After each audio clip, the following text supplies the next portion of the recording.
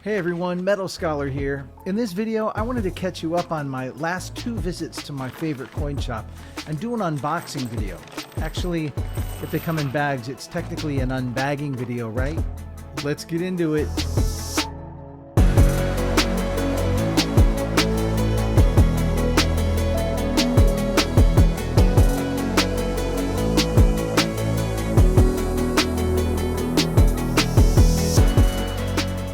So I bought what's in this first bag a few weeks ago.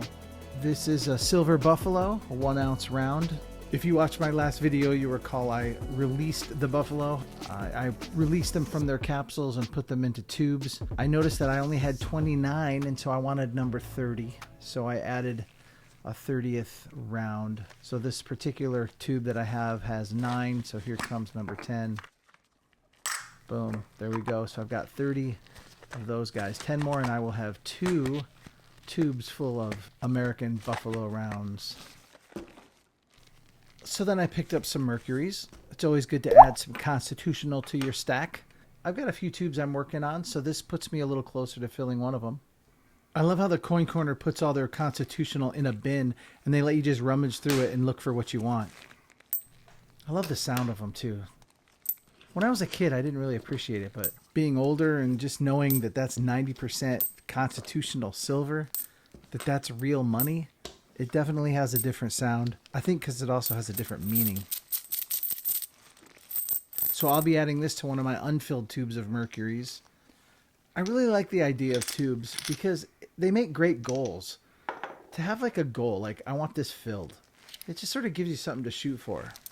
I'm probably a little OCD. I just know that I have tubes that need to be filled. So every time I'm about to leave the coin shop, I walk by that bin of constitutional silver and I think to myself, I know I've got some unfinished tubes at home. We don't want to leave them unfilled. I think I have about 22. So 10 more gives me 32. So it looks like I have about 18 left to go to fill this one. So this is an interesting piece. This is a channel round from Spectacular, the Silver Stacular. I noticed the MK Bars insignia and I thought that is such a cool little round. And when I turned it over to see the other side, that's when I realized that that was Speg's channel round. And I looked closer and that was number 9. It's actually mint mark 9. And I remember seeing something on eBay that someone had sold this for something like $70 or $80. And it was number 90 in a series. And I realized, oh my gosh, I have number 9. So I figured that might even be even more valuable. But more importantly, that became sort of my first poured piece. And so I'm going to do something real special with that in a future video. And last but not least on this particular visit, I picked up my very first 1/10 ounce Krugerrand. On the reverse side of the Krugerrand, we have the pronking springbok, which is South Africa's national animal. And on the obverse side, we have the former president of the South African Republic, Paul Kruger. And since these are so small, I like to put them in their own little capsule.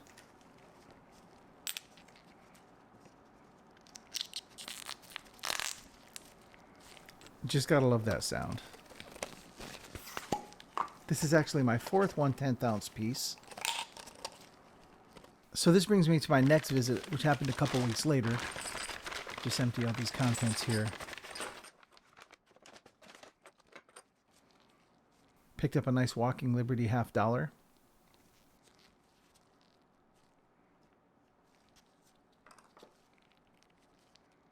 A Benjamin Franklin $50 as well.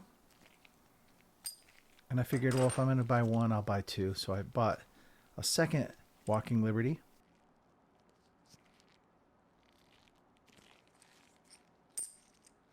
And I picked up a second Benji. These just sound amazing. I love them. So basically I added to my stack $1 face value Benjamin Franklin and $1 face value Walking Liberty. So these will go in my tubes. I have a tube for Benjis and a tube for Walking Liberties. Here's my Walking Liberties. That puts me at about 15 Walking Liberties. And with these 2 new Benjis, that puts me at 14 Benjis. So almost full tubes there as well. So this brings me to my kryptonite. What I mean by that is whenever I see a coin or a round with a Star Wars character on it, I'll definitely look twice. And if the price is right, I'll most likely buy it. On the obverse, we've got Queen Elizabeth II. And on the reverse, we've got Darth Vader. And he's in his fighting pose. He's got his lightsaber ready to go. What I dig about this is it's a coin. It's from the New Zealand Mint, limited to 100,000. So that's a pretty cool limited minting. This coin will fit into an H40 airtight capsule. I like to purchase mine on Amazon. They come in a box of 25 capsules for a pretty good price.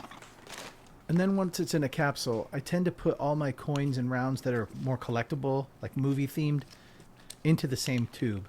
So this will join my John Wick rounds, my other Star Wars coins, Pirates of the Caribbean, E.T. the Extraterrestrial, all those other kind of movie themed coins and rounds. Then I picked up my third Morgan. I asked my coin dealer, can you just pick one out that you would pick? And he came back with this one. It was a little more toned than I would have picked. I actually gravitated towards a more brighter one, but he said actually this one would grade higher in better condition. So I'm trying to get used to toning and realize that toning is not just acceptable, but good and can be great, really. Because if it's bright, it could mean that it's bright, uncirculated, or a proof, but it can also mean that it may have been cleaned with some harsh methods, like scrubbing, which leaves scratches behind. So this is a special bar. This is actually the official silver bar for the Coin Corner in Placentia, California. This is my local coin shop. And this is Dave Pierce, owner of the Coin Corner. It's a 1 troy ounce silver bar, 999 fine silver. He has some in the shop, so if you're interested and you'd like to buy one, I'll put the contact information for the Coin Corner in the description. Last but not least, I thought it was finally time to pull the trigger and buy my first 1/4 ounce piece of gold. I chose the Gold Eagle. I love its fractional nature, that it's bigger than the 1/10 but smaller than the 1/2. The obverse features Lady Liberty in front of the Capitol building, holding in her right hand a fiery torch and an olive branch in her left hand. Since this was minted in 2000, it's a Type 1 reverse that shows a male bald eagle in flight carrying an olive branch to his nest, where a female awaits her young. And this particular coin, like all future gold coins, are going to go in the airtight container with that black ring. I just think it makes it pop so much. And then those are all going to go in their own tubes. So I've got 2 goals now. Got to fill the 1/10 ounce tube. And I also got to fill the 1/4 ounce tube. So that about sums up my last 2 visits to my local coin shop. Thanks for watching, but there's one more thing. This is my ammo can. I'd be honored to represent your channel on my ammo can. So let's do a channel sticker trade. My address is in the About section of my YouTube channel. If you're not a subscriber, smash the subscribe button, drop a like, and if you leave a comment, well, that's like icing on the cake. Until next time, dream big, dream often, and then go do it. Metal Scholar, over and out.